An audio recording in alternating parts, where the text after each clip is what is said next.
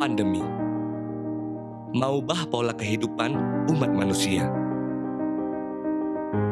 Jabat tangan yang dulu jadi simbol saling menghargai, kini jadi hal yang dihindari. Masker menjadi hal yang wajib untuk kita bisa saling menjaga. Cuci tangan setiap masuk tempat umum, pariso suhu badan, ala jadi kebiasaan baru atau kita sabui new normal. Para petugas medis jadi garis paling mungko menjaga kita bersama. Tugas kita apa? Sabananya mudah.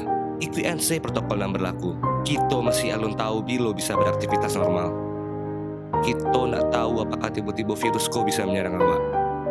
Jaga diri masing-masing. Ingatkan keluarga dan kawan-kawan untuk patuh memakai masker. Semoga pandemi kok capek berlalu. Semangat taruh petugas medis pahlawan saat ini.